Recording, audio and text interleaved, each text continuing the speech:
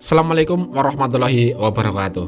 Teman-teman, kalian pasti pernah memiliki teman dan latar belakang dari mereka berbeda-beda. Ada mungkin temanmu yang berasal dari keluarga kaya raya, atau mungkin kamu memiliki teman yang berasal dari keluarga biasa-biasa saja, sederhana. Namun ada beberapa kriteria teman yang harus kamu tahu, terutama saat kamu jalan dan keluar bareng dengan dia. Terkadang ketika kita jalan ke rumah makan, kita bisa menarik kesimpulan sosok atau karakter teman-teman kita sebenarnya seperti apa sih, dan bagaimana kita harus bersikap dengan teman-teman tersebut. Apakah ini penting?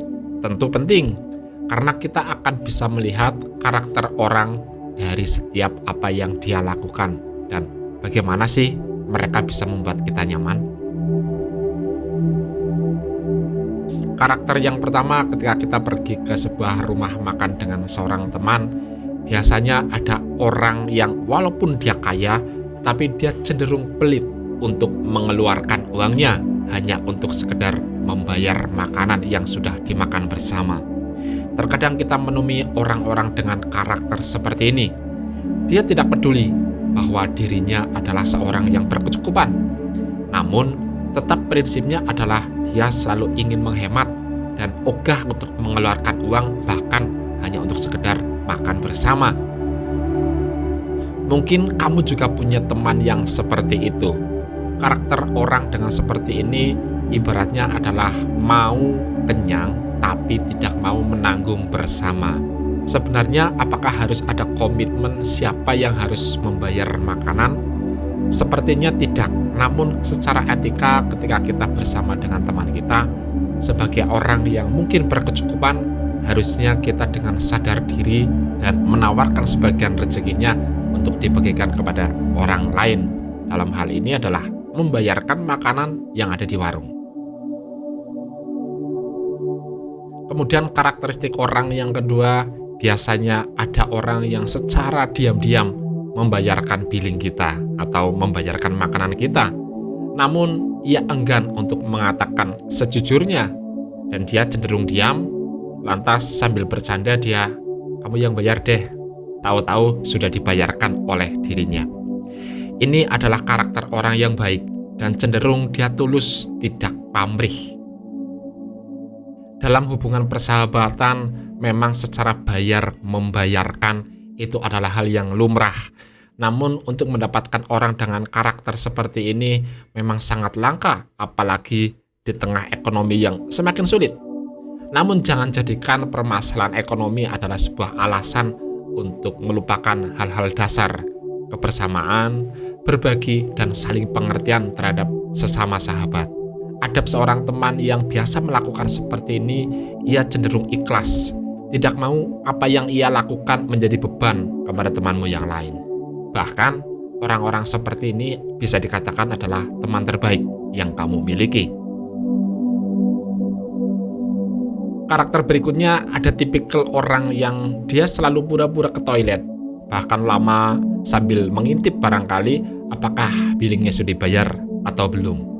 Atau bahkan ia cenderung seakan-akan lupa dompetnya ditaruh di mana, sambil mencari-cari uang sisa, dan dia mengatakan kepada temannya, "Oh sayang sekali, saya nggak bawa uang." Mungkin kamu juga punya teman-teman dengan karakter seperti ini. Ia cenderung untuk seakan-akan masa bodoh dengan apa yang terjadi, dan berpura-pura seakan-akan ada alasan lain yang jauh lebih besar, sehingga dia tidak bisa melakukan itu. Contoh-contoh makanan adalah hal-hal yang sangat kecil sebenarnya jika dihubungkan dengan persahabatan. Lebih baik bicarakan terus terang bahwa keadaan ekonomi sedang sulit, kemudian ia tidak membawa uang, dan minta maaf kepada temanmu untuk membayarkan terlebih dahulu, atau dengan kesepakatan minta ditraktir. Akan lebih baik jika kamu berbicara dengan jujur, tidak kemudian kamu mencari-cari alasan, misalnya ke kamar mandi secara berlama-lama sambil mengintip apakah sudah dibayarkan apa belum. Itu adalah tanda-tanda orang yang pengecut, yang tidak mau bahwa dirinya diketahui sebagai orang yang buruk di depan teman-temanmu. Namun, ia tetap berperilaku seakan-akan ia memiliki segalanya dan gagah di depan kawan-kawanmu. Nah teman, karakter orang seperti ini sebenarnya tidak baik untuk kamu jadikan sahabat. Kemudian ada karakter yang keempat, yakni secara bergantian tanpa adanya komitmen saling sadar untuk membayar makanan pada pertemuan berikutnya. Ini kita juga punya bahwa teman-teman seperti ini memang teman-teman yang baik untuk diajak komitmen. Teman-teman ini cenderung tahu diri dan menghargai apa yang dilakukan oleh orang lain. Misal minggu kemarin ia telah membayarkan makan, dan minggu berikutnya ketika makan maka kita yang gantian untuk membayarkan makan. Walaupun tanpa komitmen yang jelas, namun dengan rendah hati kita sadar diri bahwa ada komitmen yang tidak terucap bahwa kita memiliki komitmen gantian membayar makanan. Ini sesuatu yang baik dan kamu akan lebih cair berteman dengan orang-orang seperti ini. Karena biasanya jika orang-orang seperti ini dikaitkan dengan permasalahan lainnya, misalnya kamu sedang kesulitan atau sebaliknya, kita akan dengan mudah dan bersenang hati untuk saling membantu. Teman-teman seperti apa yang kamu cari tentunya yang bisa membuat kamu nyaman. Kita biasa berinteraksi dengan seorang teman di media sosial, dan lantas kita melupakan teman-teman yang ada di sekitar kita. Karena terlalu asiknya bermain medsos, hingga terkadang apa yang sudah ada di sekeliling kita lupakan begitu saja. Namun sejatinya kita harus bersinergi antara pertemanan yang ada di dunia digital dengan yang di dunia nyata. Jauh lebih penting pertemanan di dunia nyata, karena yang akan menolongmu jika kamu sedang dalam kesulitan adalah teman-teman nyata yang ada di sekitarmu. Jadi mulailah kamu untuk berteman dengan baik.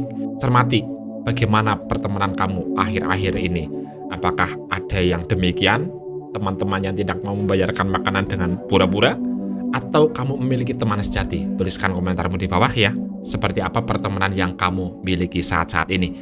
Semoga video ini membantumu untuk menemukan hal-hal positif lainnya. Dan Assalamualaikum warahmatullahi wabarakatuh.